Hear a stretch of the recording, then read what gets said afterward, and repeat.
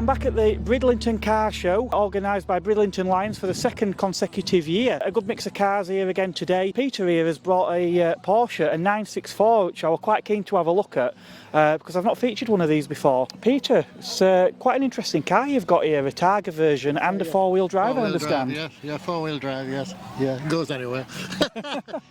Yeah, goes around corners pretty quick.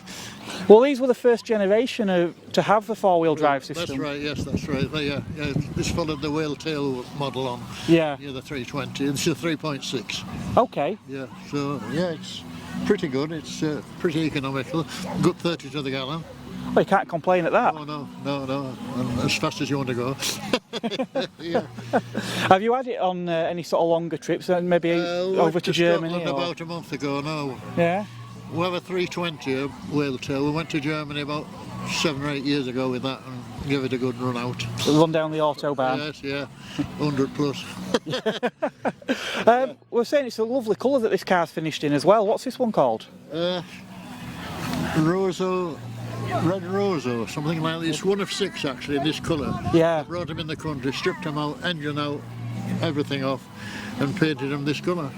Right, so it's actually a brilliant red metallic, and I'm told by Peter that when the sun's out it really does sparkle. You can see the fleck in the paint. Unfortunately, the one thing that seems to be absent today is the sun, isn't it? We're missing all the sun today, yeah.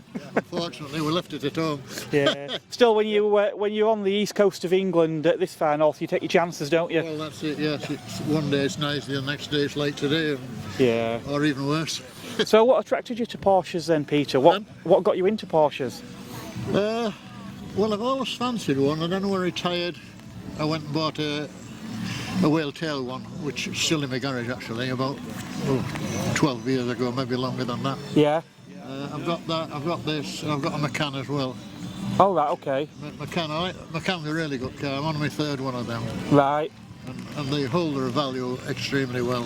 Porsches generally do, don't they? Well, my Macan, I swapped my Macan, had it 2.5 years, I lost £1,300 on it. Yeah. You can't do that with any other cars, can you? Well, it's like they say with Boxsters, obviously, most roadsters lose money in the winter. People don't want to buy convertibles, with the exception of Boxsters. They seem to hold the money year round, don't they? That's right, yeah. Yeah. Well, a good car, well built, economical. Yeah, and the back seats fold down, so I've got a shelf at the back.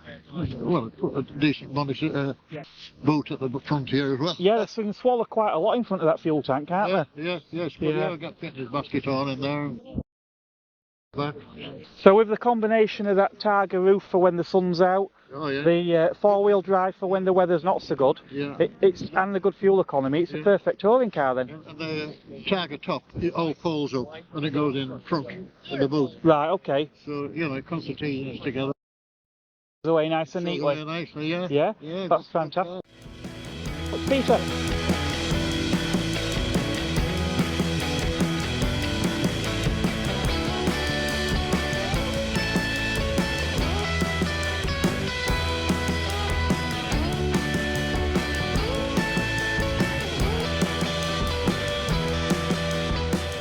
This stunning Vauxhall Alex here has been catching quite a lot of attention today.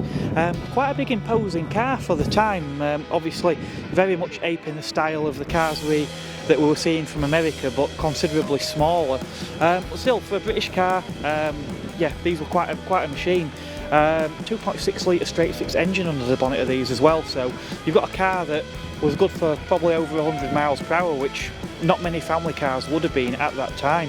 Incidentally, the engine that's in these, I'm told by the owner, is the same engine that they used to use in the old Bedford vans and in some of the buses as well. So back in the day when you were getting your coal delivered, chances are the vehicle that was making that delivery would have been powered by the same engine as this. One of the styling features actually on this particular car that I really like as well is those rear door handles. It's kind of built into that sort of rear fin on the back, so yeah, really cool bit of styling. You just don't see that anymore. I caught this car behind me this morning on the way. Quite interesting because despite having been doing these videos for a few years now, I don't really featured one of these before. Adrian, you've had this car a couple of years. You've done quite a bit of work, haven't you? Yeah, it's getting to the standard that I want it at, and this is my first show. Yeah. So hopefully it'll go well. Well, tell us a bit about how the car was when it came to you. Pretty much what you see, but I've done some little tweaks here and there. I've taken the air ride system off. It's back to original torsion bars. A lot of the suspension, running gear is all brand new, but because car. Right, okay. And obviously it's a 1970. It's a Californian import, left-hand drive, and it's got the 1600.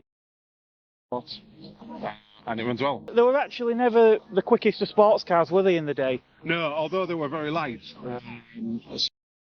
obviously due to the power, but you don't need to, it's a show car. They do share quite a bit with the Beetle, do they, underneath these? Chassis and running gear is the same as the Beetle. Yeah, exactly the same. Yeah. There's no difference. So it's the original running gear for the Beetle and the Karman Ghia. Still quite a stunning body though, isn't it? So to say it's humble beginnings of a Beetle, it's quite an interesting car then. Absolutely. Caught my eye as a young boy. Most of my friends had the pictures of the Lamborghini Countach. You had one of those? Into one of these. So I thought one day I'll own one, and this is the day. Yeah. Happy with it. Yeah, that's smashing. I know a lot of these cars actually end up in the... They did, and that's the best place to buy them for shell-wise, because there's no rust. Obviously, it's a warmer climate. Like I said. Yeah. And yeah, it's going well. Yeah. I think the rarest ones, there was actually a later one, weren't there, that were more boxy, but I can't say I've ever actually seen one of those. I've never seen one here. A couple of years ago I came to this event, and there was the same car as this on air ride. And I met the guy, he's a real nice guy, but I've not seen one since. No. So hopefully we're the only one this year. Yeah, perhaps so. Well, that's smashing, thank you very much. My pleasure. Now, Ford Capris are certainly no stranger to classic car shows these days. We've actually got a couple of really nice ones here today. One of them, this white Mark II behind me. Mark IIs always seem to be a bit of a rarity. You just don't seem to see them anymore. This particular one's a 3 litre as well, so yeah, quite possibly pick of the bunch. There's also a lovely green Mark I packed a little bit further down there. Again, it's one of the cars I have actually featured on the channel before. I've interviewed the owner of that one. Another Ford that's been attracting a lot of attention here today is this fantastic little Mark I Ford Fiesta. Always been a very popular car, but I think since Ford announced the end of production of the Fiesta, the popularity has just grown immensely. This particular car is a really, really tidy example. We've got loads of little show display plates here as well, so obviously a regular on the show circuits. Well, for many, many years I've been a huge fan of the Toyota MR2. I'm of an age where I can remember the Mark I sort of kicking about and the Mark II sort of being a relatively new car. Obviously much sort of bigger than the original cars with a larger engine too. But the car here that we can see, owned by Pete, is quite special because this particular model is not a UK car, it's actually a grey import because it's an MR2 Turbo. So Pete, what attracted you to the MR2 then? Well, it's my third one. I started with a UK model in 2000, and then in sort of about 2005 I got a turbo, and I put a body kit on it and did all the usuals, and then I traded it in for something else. And then this came up about 4 years ago now, 2019, more, 5 years ago. It needed restoring, so me and a friend went to a mate's body shop. He did all the welding and all that, and we put it back together. It took us a month just to put it back together. Yeah. So it's all been done, all the bodywork and everything. But I like the turbos because they've just got that little bit more poke, you know. Yes. Yeah, it's strange that we actually didn't get them here because obviously we got the Celica with the 2 litre turbo, didn't we? That's right, same engine. Same engine, yeah. So in terms of getting older parts then, with it sharing so much with the Celica, is it? It's difficult to get. You can get all the things to keep it running, but things like rubbers for these... For the T-bars, T-bars and things. I've heard that, yeah. I mean, they came from Canada. Right. There's a little rubber strip goes round near the back window. I had to buy that from Russia. I won't buy it from there now, obviously. But just bits and bobs, and to get all the right screws. Sometimes you have to go to Toyota. I had to get second-hand trim parts for the inside, like A-pillar covers and things like that. There's a good place in Sheffield that does nothing but MR2s though. So that's yes, I've heard of that. Yeah. MR2 Ben, you can get all sorts of stuff from him. But yeah, once you've got it right, then you can run it. But building it was a nightmare. Yeah. I know obviously opinions seem to be quite split over which are the better model, and people tend to favour the Mark 1s and 2s. Yeah. I always saw the Mark 2 as being a bit more grown up. You've got the bigger capacity engine, it's a bigger car, and to me there really was that baby Ferrari 348. Yeah, that's right. Whereas I think the Mark 1s do look more sort of Japanese, more 80s, don't they? Yeah, they look a little bit like the old Fiat X19, the X19. And things like that. Yeah. There's one of those actually here this morning, an X19. Yeah. And the Pontiac Fiero as well. Fieros, yeah. So, you know, I like this shape. I just like the shape. I think it looks nice. I think it's got the better proportions, and it goes better. Yeah. To be honest, as much as I love the X19s, I mean, they were supposedly quite capable handling cars, but not especially powerful. The Fieros, I actually do like the look of the Fieros. I know the very late ones with the V6s and with the reworked suspension were supposed to be okay, but if you get one with the Iron Duke engine, particularly if you get the 3-speed automatic, they're just the performance just isn't there. I think the MR2 got it right no matter which version you get. You've got the reliability, you've got the performance, and you've got the looks, haven't you? You've got the handling as well. Yeah. The handling on these are superb.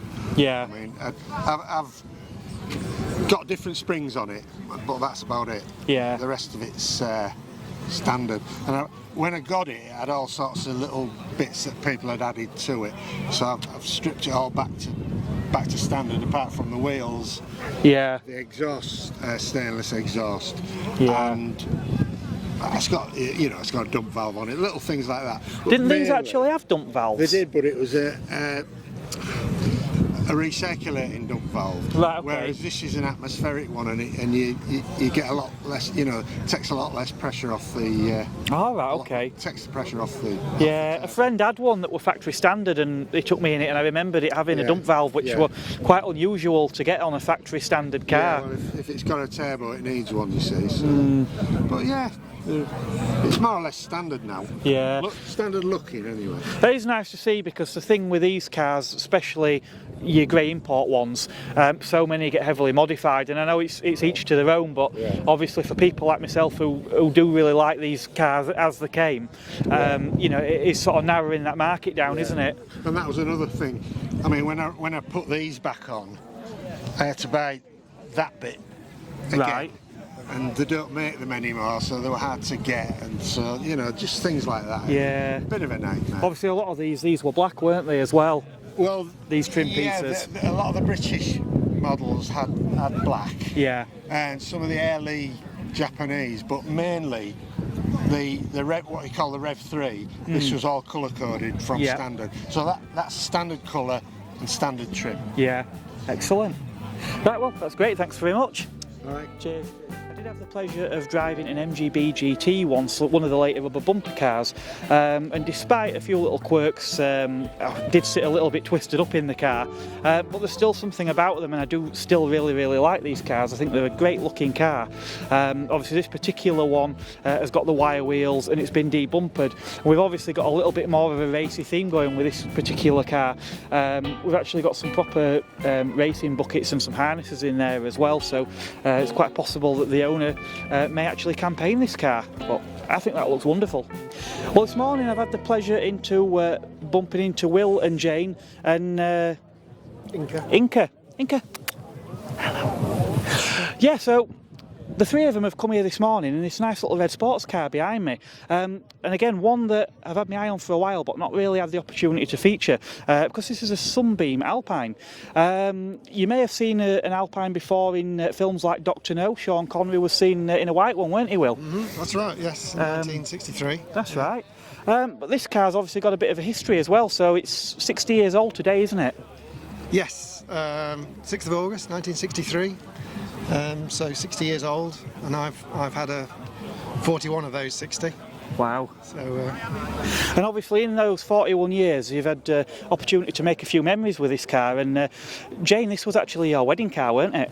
It was actually before that, it was one of the first dates that Will took me on, was after the Alpine passed her first MOT after you'd done all the renovation work, didn't you? Yeah. So he took me out to meet his mum and dad in the car, got all the way to Derbyshire. On the way back it broke down, and nobody believed me that the car had broken down in the middle of the night on the way back. So she'd passed her MOT, but then she I don't know, she sort of blotted her copybook, didn't she, on that? But yeah. no, we got her sorted, and yes, we used her as our wedding car in 1988. 1988, Yeah, excellent. So anyone that's interested in a Sunbeam, what can you tell us about these cars, being that you've owned it so long? Well, there's there are 5 models of them, so Series 1 through to 5. And this is the middle one. This is a Series 3. Okay. Fairly short run on this series, and it's probably the rarest. This 3 was the last of the ones which had the rear fins sticking out. Okay. And then the 4 and the 5 had more squared off fins. And this one's got the 1592cc engine. Okay. And the 4 and the 5 went onto a 1725, which is a bit more reliable engine. Yeah. But I wanted to keep this original. Yeah. Yeah, there's a lot to be said for keeping a nice original car, and especially something as rare as these, because you just don't see anywhere near as many of these as what you do, say, MGBs, for example. No, these are much rarer. I think it's nice to be. People don't tend to see them as often, so when they do see them, it's appreciate them a bit more. I imagine younger generations as well, there are certain cars like MGBs and Minis and things like that, people immediately know what they are. I think with these, there's probably a lot of younger people who've maybe never seen one before. Yes, that's right, yes. Yeah. We were at the Bridlington East Coast run a few weeks back, and certainly got quite a lot of appreciative waves from all the youngsters. Excellent. Well, it's great to see this car out today. As I say, it's been a bit of a highlight because I've wanted to have a close look at one of these for a while. Will actually kindly let me have a sit in the car as well. My first thoughts is it actually feels a lot more spacious than some of the other cars like a TR6 or an MGB. You don't feel quite as hemmed in. Steering wheel's quite large though, isn't it? You do impale yourself a little bit on the steering wheel, and also the handbrake's positioned down next to the door sill, so you've got to sort of shoehorn yourself over the top of that, haven't you? But once you're in, it's a great driving position. And who knows, maybe one day I'll get to have a go in one of these. Well, that's great. Thank you both very much. Thanks very much, Mark. Thank you.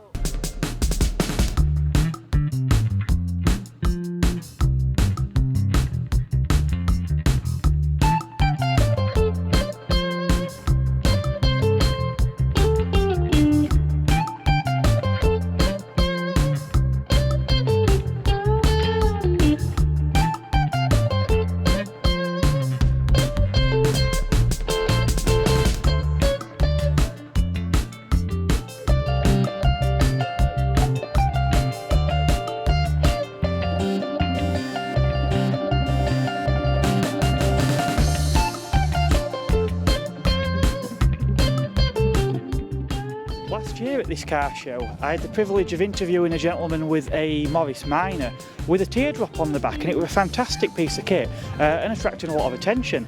Lo and behold, today another car is attracting a lot of attention, but this time it's a fairly modern incarnation of the VW Beetle, and behind it a Pod 2 trailer. Fantastic bit of kit, and inside it's well, you could think you were in an American diner. It's only when you sort of step back and you see how compact this thing actually is. But yeah, fantastic bit of kit, and I can see why it's attracting so much attention. Many of you may see the car behind me and think you're looking at a Fiat X19. Well, you're not too far wrong. What we've actually got here is a Bertone X19, one of the later models. Fiat ended production, but Bertone thankfully kept these cars going along a bit longer. One of my favourite cars here today, and one that's been on my list for quite some time. I'd love to own one of these. But it's not just my favourite car, because Sharon, you've won Best Car in Show, haven't you, today? I know, absolutely delighted. Awesome. Yeah. Now, obviously, I know you're from chatting off camera. You're quite an enthusiastic driver yourself, aren't you? Sometimes, yes. Sometimes. In the dry. So these X19s, obviously, I mean, yours been a later one. It's a 1500 5-speed, but they're still only 80 odd horsepower, aren't they? Yes. Yeah, obviously in the early cars were 1300 with a 4-speed gearbox, but whichever version you get, these are fantastic handling cars, aren't they? They're all brilliant, yes, because they're mid-engine and just, you know, brilliant Italian design. Yeah. That's why we buy them, really. It's for the handling, the driving experience. Yeah. You know, there's lots on the road that can go faster, but you know, they're just such a joy to drive. Yeah. It's like a sort of road legal go-kart. Yeah, probably not far wrong. I mean, Fiat really did sort of pretty much almost invent this compact mid-engine. They aped the larger supercars, didn't they? Yeah. And I know obviously later we had Pontiac, and probably the more successful one will be Toyota with the MR2. But really, it started with these cars, didn't it? Yes, absolutely. It was Marcello Gandini. Yeah. Of the Bertone house that designed them. Then, of course, Triumph copied the design, basically. Although Right.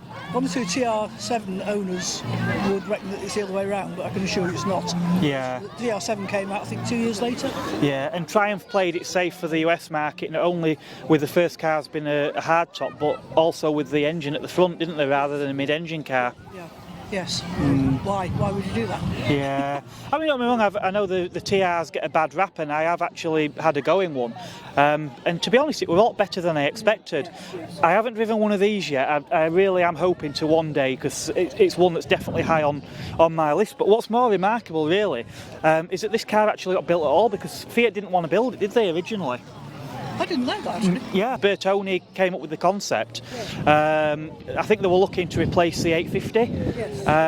And obviously, again, a front-engined compact sports car. But at the time, Fiat didn't think there was a future in these cars. Maybe they weren't the volumes. They were looking more at cars like the 128, for example, cars that they could shift in big numbers. So, as I say, the X19 weren't really one of the cars that Fiat wanted to build, but thank goodness they did. Absolutely, thank goodness, yes. Yeah. Did you hear about they actually did a study for an aluminium body as well? I think I believe they made 3, the Alcan. Somebody was asking me a few years back if I knew where it was. I think there's still one in this country somewhere, but I don't know where. Oh, right. Yeah. I don't know if there's some in museums. I know apparently they actually tested them at Millbrook. Right. They had so many demo ones, and they tested, and apparently the bodies were rigid enough, but I think one of the cars broke its suspension turrets. So they kind of sort of proved the concept, but it needed a bit more, and it was a considerable weight saving. I think there was about 200 kilos lighter, and obviously the cars are not heavy to start with, are they? No. But they are incredibly strong. Yeah. Considering their age, you know, obviously you've got all the crash crumple zones and heaven knows what. Yeah. These days, but those, I know a lot got crashed. Yeah. You know, people sort of hooning around. I think a few got lost in Scotland. Oh, right. Probably on wet roads and over humpback bridges and things, so I gather. Yeah, well obviously I know people put like Uno Turbo engines as well in them, don't they? And they will be quite rapid cars, won't they? And as you know, they're all right in the dry, but get a mid-engine car in the damp and they can go on you quite quickly, can't they? They soon step out. I mean, you can catch them if you're quick, but yeah, it's not a good idea. Yeah, but no, they're a stunning design. Like you say, you've got that sort of angular rollover hoop at the back, obviously pop-up headlights, which are infinitely cool anyway. I know the later impact bumpers are not to everyone's taste. The split bumpers of the early cars, some people do backdate or the debumper them altogether. But either way, whichever way you look at it, they're still a stunning car. And obviously you've got that Targa top as well, so... Straight into the front boot, so... Yeah, they store neatly under there, don't they? And you've still got luggage space. Yeah, you can still put the lid on when it decides to rain, so... Yeah. Excellent. Amazing amount of luggage space with this and a little back boot. Yeah. Perfect. Yeah, excellent. Well, that's great. Thank you very much, Sharon, and congratulations again on your deserving win car of the show. Can't believe it. Yeah. Fabulous, thank you. Excellent, thank you. The weather this morning was horrendous and it didn't look like we were going to have that many cars turn up. But there is some interesting vehicles that have turned up a bit later. Chevy Astra van, I mean, you just do not see those here in the UK ever. Rover P4, I had a sit in one of these only last year and I was rather taken with it. Really, really special car. Triumph TR8. Most of the TR8s went to America. We didn't really get many of them in the UK. They came very late on. So if that is a genuine car and in right-hand drive as well, and that's a very, very rare thing indeed. Obviously, many TR7s did later get converted and get the V8 engines fitted into them. But as I say, if it's a genuine factory V8 engine, then that's a very rare car. So occasionally at these shows I see something that catches me by surprise, something you just don't expect to see. One such vehicle is this Chevy Astro van owned by Wayne. Now, Astra vans are not common in the UK anyway. If you've been on holiday to Florida, you might have had one of these as a hire, you know, sort of 15, 20 years ago. But none of them look anything like this. Wayne, what have we got here? It's a 1996 Chevrolet Astro. It's a California import. It's got a wrap, which is, I don't know if it picks up on the camera, it deflects the light, so it's like a rainbow effect. Okay. So it's like... Yeah, you can see a bit about the other side where the sun catches it. It's got a bit of a fleck to it, hasn't it? Yeah. So it's a 7-seater, which turns into a double bed. It's got your mood lighting inside. It's just a real comfy vehicle to travel around in, really. Yeah, I mean, I know there was obviously sort of in the 70s there was this craze of vans in the States where there would be sort of pimped out vans. And I know we sort of mimicked it a bit here with the old Bedfords, didn't we? Yeah, that's correct. And the Transits and things, but this is the real deal, isn't it? It's just such a lovely van, really. So was this a model offered by Chevy, or was it a conversion by another? It was a conversion from Kronos in California. I've never seen another one with the interior like this. No. I've had another one previously, which was a white one. I think it was a Starcraft, if I remember rightly. Yeah. But this is the first one I've seen with the Kronos interior. Reminds me of is the VW, the T5s. The T5s that sometimes do a similar sort of like an executive limo. I know actually that sort of thing's quite big in Asia, isn't it, as well, with some of the Nissan Elgrans and things, where they do these really sort of super luxurious minivans. But it's not just the leather and the armrest, is it? I mean, you've got, I mean, how many trees must they have felled? I mean, there's wood in there that had the amount of wood in there would probably rival a Rolls Royce and the stately home that goes with it, wouldn't it? Yeah, definitely, yeah. Carpets as well. I mean, the thickness of those. So thick, yeah. They certainly know how to build them. For comfort in mind, anyway. It's a bit rattly when you're travelling down bumpy roads, but right. where the wood kind of like moves a little bit. But yeah, it's a nice van. Yeah. The obviously all that luxury as well will take quite an engine to pull it around. What have we actually got under the bonnet of this thing? So it's a 4.3 V6 Vortec engine. So they'll have that. I know they do have a bit of a burble, don't they? Yes, yeah. It does sound well when you give it some. Yeah. It's through an automatic, I presume. It's a 3-speed automatic. Yeah. But generally, I suppose it's just quite a lazy drive, isn't it? It is. Yeah. It's so easy, really.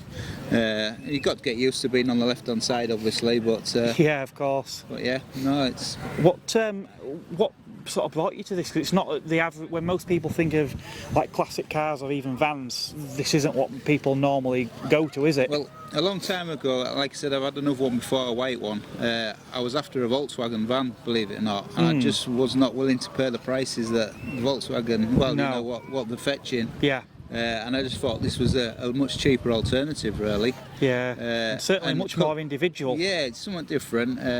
And the styling, you know, the body kit on the thing, it just makes it like a bulkier van, really. And yeah, I mean, like I said, when I sold my last one, it was one of my biggest regrets that I ever did. So that's why this one came along and I jumped on it, really. Yeah. Well, so definitely a keeper anyway. I think this one. Yeah. For a while anyway. Until something else catches my eye. Yeah. Well, I thought I'd seen everything, and I think now I quite possibly have. I think we're going to wrap this one up here today. Next week I haven't got anything booked as yet, but I'm strongly considering a trip to Brooklands, which is one I've not been to before. So make sure you hit that subscribe button and catch me on the next video. Thanks for watching.